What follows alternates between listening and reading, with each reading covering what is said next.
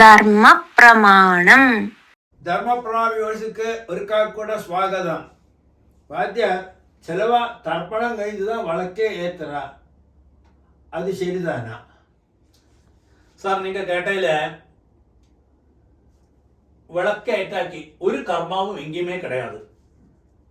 தர்ப்பணம் கழிஞ்சான் விளக்கேற்றா இருக்கா அந்த தர்ப்பணத்துக்கே பலம் இல்லைன்னு அர்த்தம். சுருக்கத்துல இது நிறைய பேர் இது மிஸ்கைடு பண்றா. காரணம் என்ன, அது சரியா சொல்லி கொடுக்கறதே இல்லை அவளுக்கு. ആദ്യം ഒരു കർമ്മം ഉണ്ടെന്നാ കാർത്താല സ്നാനം പണി കഴിഞ്ഞാൽ ഉടനെ വിളക്ക കൊളുത്തണം. വിളക്ക കൊളുത്തി അടുത്ത് സന്ധ്യാവന്തനം பண்ணா சந்தியாவந்தனம் பண்ணா அதுக்கு ശേഷം ഉള്ള തർപ്പണങ്ങൾ அப்படியே ഓർഡറാ பண்ணണം.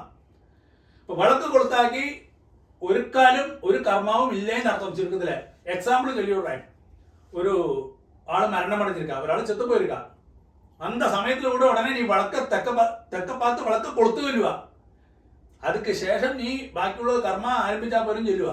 അപ്പൊ അത്രത്തോളം വിളക്കൊക്കെ പ്രസക്തി ഉണ്ട്. ഇപ്പൊ വിളക്ക് ഏറ്റപ്പാങ്കിലേക്കുള്ള വിധി വന്നു കഴിഞ്ഞാൽ, തർപ്പണത്തിന് ഏറ്റപ്പാങ്കിലേ വിധി വന്നാ അങ്ങേയും വരും, ചെത്തുപാനത്തിലേയും വരും. ചെത്തുപാനത്തിൽ നീ വിളക്ക് ഏറ്റപ്പാങ്കിലേ വരുക അങ്ങ് ചൊല്ലലേ, അങ്ങ് എക്സാമ്പിൾ ചൊല്ലിവിട്ടാൻ അങ്ങ് നീ ചെത്തുപാനത്തിലേ വിളക്കേറ്റേ. അപ്പൊ എന്റെ ആത്തില് വിളക്കേറ്റാക്കി നീ തർപ്പണം പണ്ണാതെ ഇല്ല ശ്രാദ്ധം പണ്ണാതെ அதுக்கு ഒരു ഫലവും ഇല്ലേ ഉള്ളേ പ്രത്യേകമാ. അപ്പൊ അത് നമ്മൾ தெரிஞ்சுக்கிட்ட ചില കാര്യങ്ങളൊക്കെ വിളക്കേറ്റാക്കി കാർത്താല കുളിച്ച് കഴിഞ്ഞ് വിളക്കേറ്റാക്കി ഒരു കർമാവും ഇല്ലേ. அந்த വിളക്കേറ്റാക്കി പண்ற കർമ്മം എല്ലാം നിഷ്ഫലമാക്കും. அப்போ எல்லாரும் அந்த விளக்கேற்றுதான் அமாவாசை தர்ப்பணமோ ஸ்ராத்தமோ எல்லாம் அந்த மாதிரி ப்ரொசீஜர்கள்லாம் பண்ணலாம். அதுதான் சரியான சாஸ்திரமும் விதியும்.